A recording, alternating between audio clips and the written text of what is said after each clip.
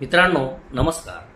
आजच्या विचारमालेतील विचार आपल्यासमोर व्यक्त करताना मला हे सांगावंसं वाटतं की आयुष्यातील संकटांकडे किंवा संघर्षाकडे तुम्ही कोणत्या दृष्टिकोनातून बघत असता त्यावर त्याचं अस्तित्व टिकून असतं. आपल्यासमोर निर्माण झालेले प्रत्येकच संकट आपल्याला संघर्ष करायला आणि नवीन विचार करायला नक्कीच भाग पाडत असतं.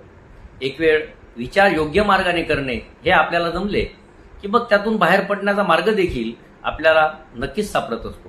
त्यामुळे एखादा कठीण प्रसंग आपल्यासमोर उभा ठाकणे हे जरी आपल्या हातात नसले तरी त्यावर योग्य विचारांती तोडगा काढणे हे तर आपल्याला जमूच शकत असते ना. मग त्यावरच योग्यरित्या लक्ष केंद्रित करून आपणास त्यातून सही सलामत नक्कीच बाहेर पडता येईल. मित्रांनो, एखादे काम न करण्यासाठी विविध कारणे आपल्याला सापडतील, परंतु ते तुम्हाला कधीच योग्य तो मार्ग सुचवू शकत नसतात.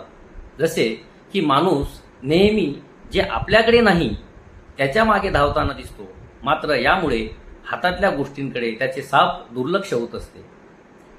आयुष्यात येणाऱ्या अडचणी जेव्हा आपल्यासाठी नवीन असतात तेव्हा त्याची आपल्याला भीती वाटायला लागते आणि अशा अडचणी येऊच नयेत म्हणून मग ती व्यक्ती ती कृतीच करायचे सोडून देते. मात्र अशी व्यक्ती त्याच्या सामर्थ्य असून देखील जीवनात कधीही पुढे जाऊ शकत नाही. या उलट समोर येणाऱ्या प्रत्येकच संकटाला, अडचणींना तसेच समस्यांना हसतमुखाने सामोरे जावे. यामुळे काय होईल तर आपल्याला वाटणारी नकारात्मक गोष्टींची भीती ही हळूहळू कमी होत जाऊन प्रत्येकच अडचणींवर आपल्याला उपाय सापडायला लागतील आणि जीवनात येणाऱ्या समस्या देखील कमी झाल्यासारख्या वाटायला लागतील.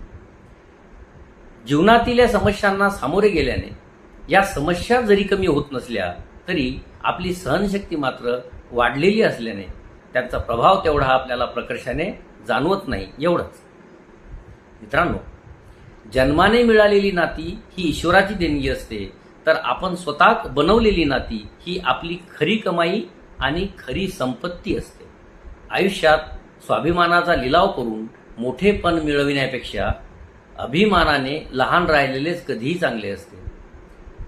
आपल्या आयुष्यातील प्रत्येकच दिवस हा आपल्यासमोर एक नवीन अपेक्षा घेऊन येत असतो आणि तोच दिवस आपल्याला एक नवीन अनुभव देखील देऊन संपत असतो. आजच्या विचारमालेतील हे विचार आपणास आवडले असतील तर व्हिडिओला लाईक करून कमेंट करा. आपला आभारी आहेच. धन्यवाद.